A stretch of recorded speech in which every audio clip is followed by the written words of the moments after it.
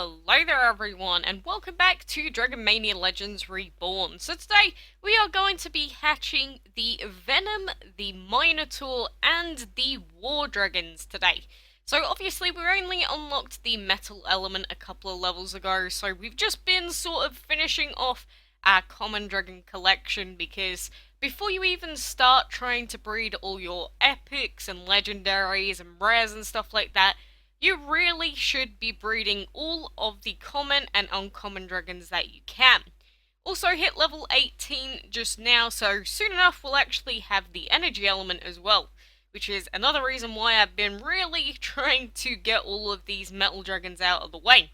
I know that last week I was trying to breed for the Blossom Dragon for quite a while, which is one of the reasons why we sort of struggled to get some of the new dragons, but, you know, we're getting there now. We've finally got most of the metal dragons that we need, so that is pretty much the main thing that we are after.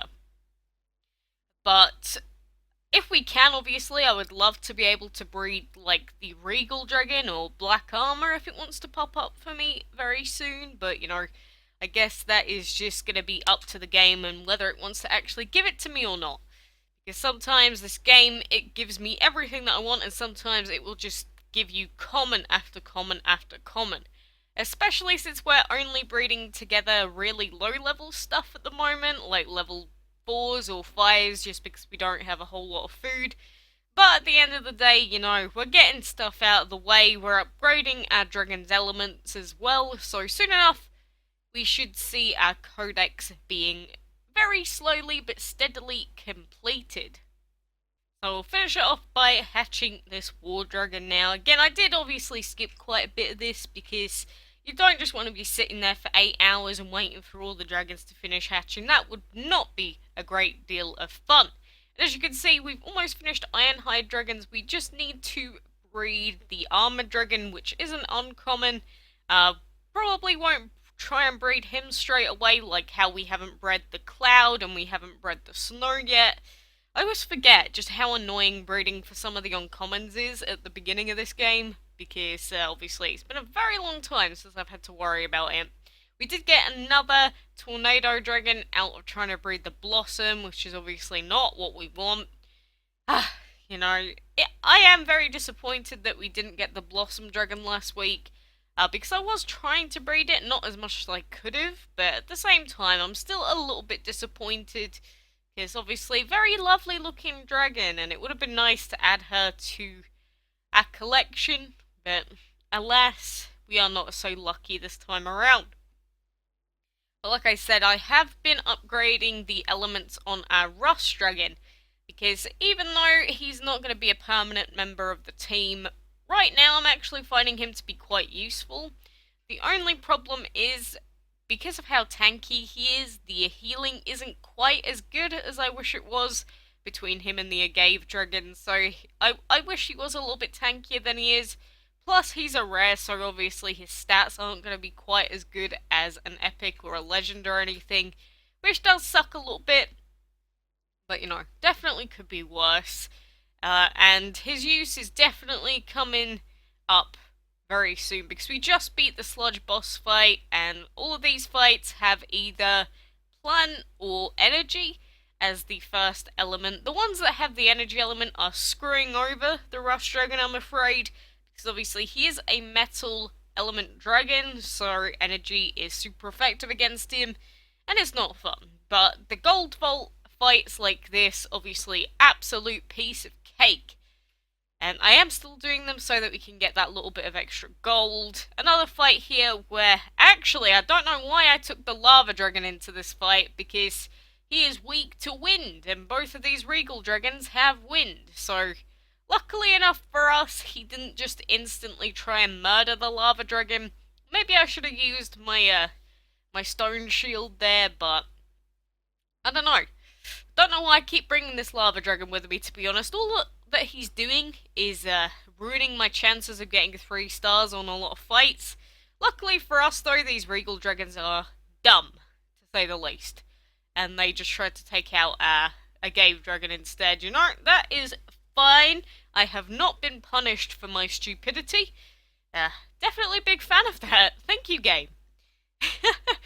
Oh, goodness gracious. I really should think out fights in future rather than just jumping into them and just speeding into things. Oh, and that is another thing that I have yet to mention today. We are running out of space quite quickly. We do have a couple of spots for some plant dragons, but apart from that, we are running out of space pretty much all the time. You can see I'm looking through all the habitats here to see if we have any that we can actually upgrade. We can upgrade the earth element, the earth habitat if we want to level 5, which gives us a third slot. Is a little bit expensive, but you know, I do really want to upgrade my dragon's attacks, but at the same time I want to upgrade my habitats as well. I want to unlock the ghost ship.